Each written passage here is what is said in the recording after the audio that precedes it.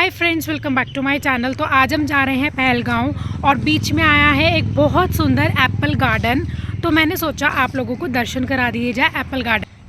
और इन Apple trees के ऊपर एप्पल्स भी लगे हुए हैं और यहाँ पे आप चाहे तो एप्पल जूस भी पी सकते हैं। तो आज हम कश्मीर का रियल एप्पल जूस पीने वाले हैं, बट उसके पहले मैं आपको गार्डन दिखा देती हूँ।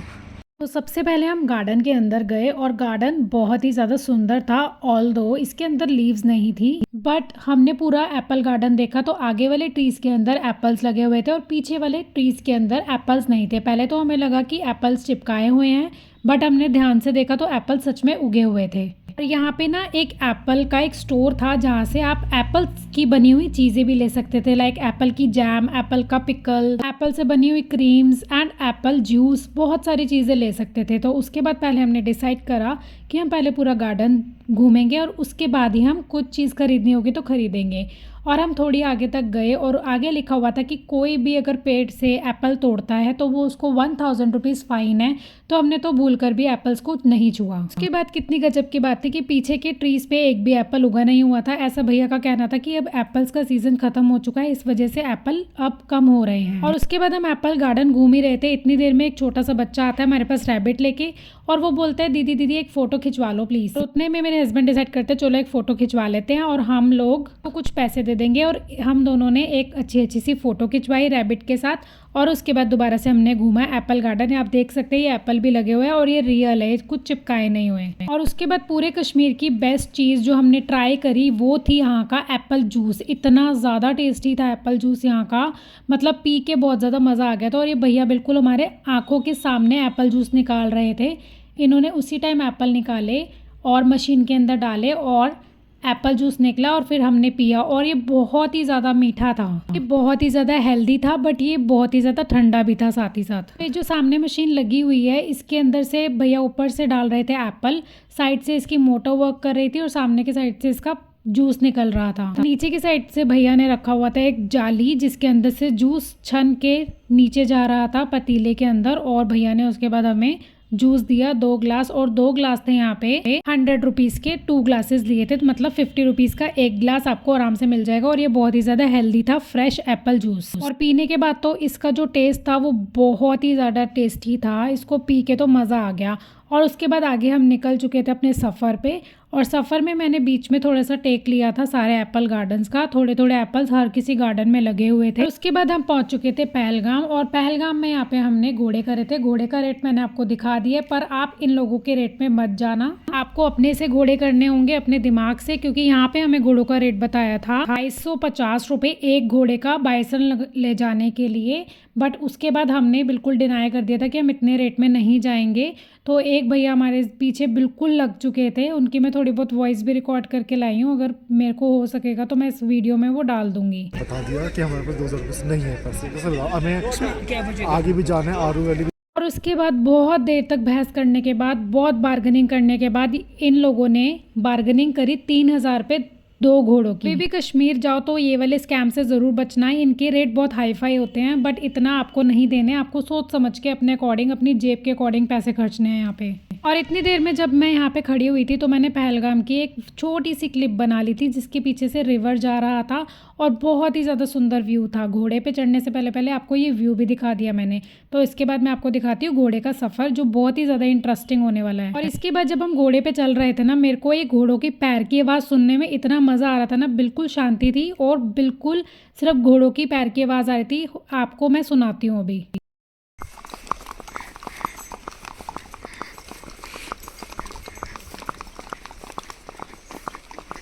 और उसके बाद हमारा 22 रन का सफ़र स्टार्ट हो चुका था और रास्ते इतने ज़्यादा डेंजरस थे।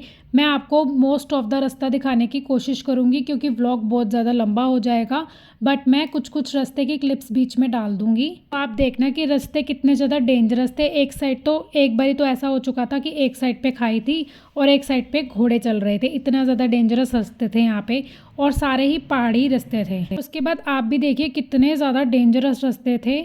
मेरा तो एक बारी दिल ही दहल गया था इन रास्तों को देख के। मैं सोच रही थी कि किस तरीके से ऊपर जाएंगे हम लोग, और उसके बाद ऊपर जाने के बाद नीचे कैसे आएंगे हम इन्हीं रास्तों से। पर हमारे से ज़्यादा कॉन्फिडेंस तो था घोड़े वाले भैया को। वो बोलते कोई बात नहीं, 4 पैरों वाला घोड़ा है, 2 पैरों वाला है, थोड़े ना है कि गिर जाएगा। और उन्होंने बस हमें बिठा दिया और फिर चला दिया घोड़ा। इसी कॉन्फिडेंस के साथ हम पहुंच गए थे बाइसरन मिनी स्विट्ज़रलैंड। और मिनी स्विट्ज़रलैंड इतना ज़्यादा सुंदर तो नहीं था जितने कि रास्ते थे। रास्ते बहुत ही ज़्यादा कमेंडेबल थे, बहुत ही ज़्यादा सुंदर थे रास्ते। और उसके बाद बस रास्तों का व्यू इंजॉय करते हुए हम पहुंच चुके थे बाइसरन मीन्स मिनी स्विट्ज़रलैंड। थोड़े बहुत रास्ते हम लोगों ने एंजॉय करे और थोड़े बहुत रास्ते आप लोग एंजॉय करें।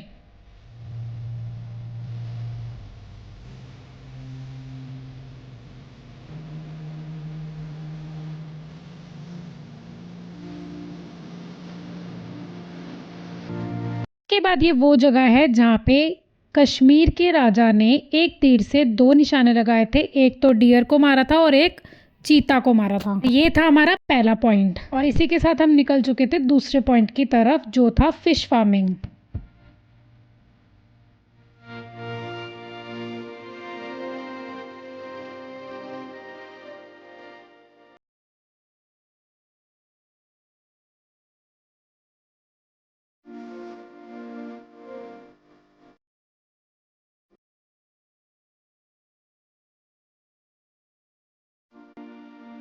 ये था हमारा सेकंड पॉइंट जो था फिश फार्मिंग। अब देख रहे हो 2450 वो इस चीज़ का मांग रहे थे, इन सब पॉइंट्स को कवर करने का, और वो इसमें मिनी स्विट्ज़रलैंड तो घुमा ही नहीं रहे थे। हमने भी ठान ली थी जाएंगे तो 3000 में, नहीं तो हमें मत लेके जाओ। अगर आप लोगों को भी जाना है तो फुल बार्गेनिंग करके जाए, rest is up to you, जितना आपका जेब अलाउ करे आप उतने में जा सकते हैं। और फिश फार्मिंग में ऐसा तो कुछ भी नहीं था देखने लायक, तो भैया ने हमें वहाँ पे रोका और थोड़ी बहुत फोटो क्लिक कर दी। और उसके बाद हमें नेक्स्ट जो हमारा पॉइंट था वो था दुल्हन वैली। और दुल्हन वैली को विजिट करने के बाद हम निकल चुके थे आगे डेंजरस रास्तों पे।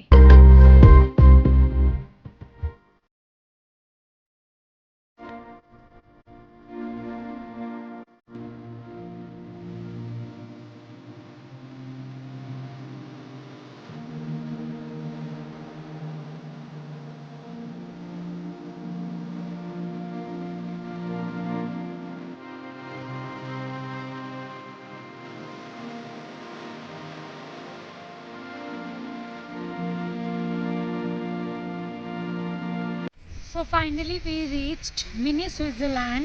और हमने घोड़ों का बहुत ज़्यादा लंबा सफ़र तय किया है जो आपने पहले भी देखा होगा। और यहाँ पे जिप लाइनिंग भी हो रही है, वो देखिए, देख सकते हैं आप। और ये यहाँ पे काफ़ी ज़्यादा स्पोर्ट्स एक्टिविटी है, आप कोई भी स्पोर्ट्स एक्टिविटी कर सकते हैं। या तो आप यहाँ पे फ़ोटोग्राफी करवा सकते हैं, लाइक कबूतरों के साथ हो गए, या फिर यहाँ पे बर्ड के साथ, किसी भी टाइप से आप यहाँ पे फ़ोटोग्राफी भी करवा सकते हैं। तो दिस इज़ मिनी स्विट्ज़रलैंड। तो चलिए आगे जाके एक्सप्लोर करते हैं।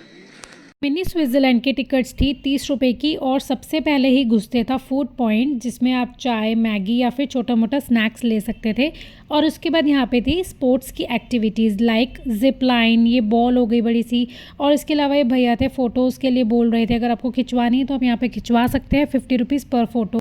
तो अब हमने घूम लिया है सारा बैरसन और हम वापस जा रहे हैं, और अगेन दोबारा से उस तूफ़ानी रास्तों पे जाएंगे हम। तो देखते हैं आगे का सफ़र कैसा रहता है। और ऊपर आके थोड़ी सी गर्मी है यहाँ पे, तो चलिए अब हम आपको नीचे जाके मिलते हैं। तो जब हम नीचे जा रहे थे मैंने इतनी ज़्यादा शूटिंग तो नहीं करी, बट ये एक ऐसा रास्ता था जहाँ पे हमारे घोड़ों का जाम लग चुका था। वहाँ से सामने से घोड़े आ रहे थे और यहाँ से हमारे घोड़े आ रहे थे। तो हमारे घोड़ों को मिल चुकी थी यहाँ पे रेड लाइन, और सामने वाले घोड़ों को यहाँ पे मिल चुकी थी ग्रीन लाइट। अप्रॉक्स हमने हाफ एन आवर वेट करा होगा यहाँ पे, और फिर उसके बाद हमारा नंबर आया और उसके बाद हम चल पड़े नीचे के लिए। और उसके बाद हम सीधा कैब में बैठे और हम सीधा पहुँच गए थे पटनी टॉप। और पटनी टॉप में हमारा स्वागत करा इन बंदरों ने, और हम वहाँ पे रुके थे होटल इन में। कॉस्टिंग थी 2500 रुपये। और इस अंदर से मैं आपको रूम दिखा देती हूँ कि किस तरीके का रूम था। होटल में सबसे पहले घुसते ही थी एक बालकनी, बालकनी से था ये हमारा रूम नंबर 202। और गेट खोलते ही था सबसे पहले एक बाथरूम, और सामने एक बड़ी सी विंडो थी, और विंडो के साथ साथ ही था एक बेड, और गीजर की फैसिलिटीज भी थी, और चाय की फैसिलिटी भी यहाँ पे थी। आप खुद रूम में बना के पी सकते सकते थे चाय या कॉफ़ी। और सामने थी डाइनिंग की फैसिलिटी और डाइनिंग के बिल्कुल सामने था एक खुली सी बालकनी जिसमें आप मज़े लेके आराम से अपनी चाय पी सकते थे। बट वो पॉसिबल नहीं था क्योंकि यहाँ पे किसी भी टाइम पे बंदर आ जाते थे। प्यारे से रूम में थी उसके अंदर मैं, साथ ही साथ यहाँ पे एक कबर्ड की फैसिलिटीज़ भी अवेलेबल थी। और अब मैं आपको दिखा देती हूँ कि बालकनी बाहर से किस तरीके की लग रही थी। ये बाहर का व्यू था और बाहर का व्यू बहुत ही ज़्यादा सुंदर था। ये मॉर्निंग में मैंने शूट करी थी वीडियो और इतना क्लियर आसमान था, बिल्कुल ब्लू आसमान, जो कि दिल्ली में देखना पॉसिबल नहीं है। जो दिल्ली में दिखता है ग्रे कलर का, बट यहाँ पे था एकदम क्लियर क्रिस्टल कलर। और हमारा सफ़र यहीं पे ख़त्म हो चुका था। तो हम पटनी टॉप में और हम चेकआउट कर रहे हैं, बट हमने लास्ट में एक स्टे करा था होटल हॉलिडे इन में। इसकी फैसिलिटीज़ काफ़ी ज़्यादा अच्छी हैं, आप चाहे तो कभी भी मर्ज़ी आ सकते हैं। और उसके साथ साथ मैं आपको एक और इन्फॉर्मेशन देना चाहूँगी कि हमने कैब करी थी इन भैया से। भैया आपका नाम बताइए। राहुल कुमार। इनका नंबर मैं स्क्रीन पे मेंशन कर दूंगी। आपको जब भी आना हो आप इनके थ्रू पूरा कश्मीर, जम्मू, कहाँ पे भी मर्जी घूम सकते हैं। इनको जगहों की काफ़ी ज़्यादा इन्फॉर्मेशन हैं और इनकी कैब भी जो बहुत ज़्यादा क्लीन एंड हाइजीनिक है। आप जब मर्जी आ सकते हैं और इनको कांटेक्ट कर सकते हैं। इनका नंबर मैं आपको स्क्रीन पे दूँगी। थैंक यू, है ना। और वापस आते हुए हम रुके थे पटनी टॉप और पटनी टॉप से वापस आते हुए हमें ये दिखाया था चीकू। और ये चीकू हमें मिल रहा था 10,000 रुपये का और इस 10,000 रुपये में हमें 10 आइटम्स दी जा रही थी और जो कि एक भी आइटम अच्छी नहीं थी, तो इस वजह से हमने इसको नहीं लिया। उन्होंने काफ़ी ज़्यादा हमें फोर्स करा कि आप लीजिए ये अगर आप लेते हो तो आपको काफ़ी ज़्यादा चीज़ें फ्री हैं। देखिए इन लोगों ने भी ले रखा है, ये दिल्ली से आए हैं, बट हमने नहीं लिया क्योंकि हमें ये चीज़ पसंद नहीं आ रही थी। तो अब हम जा रहे हैं नाग टेम्पल पटनी टॉप में और मैं आपको पीछे से व्यू दिखा देती हूँ।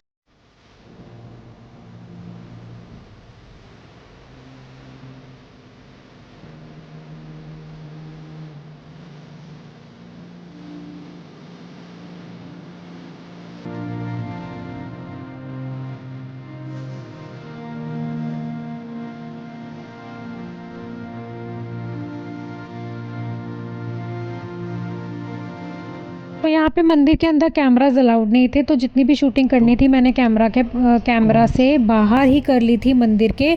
और उसके बाद हम गए थे गंडोला और ये पूरे इंडिया का हाईएस्ट गंडोला है। हमारा पटनी टॉप का सफ़र भी यहीं पे ख़त्म हो चुका था और उसके बाद हम पहुँच चुके थे रेलवे स्टेशन। और रेलवे स्टेशन पे पहुँचते ही घर जाने की इतनी ज़्यादा जल्दी लग चुकी थी कि मैं क्या ही बताऊँ।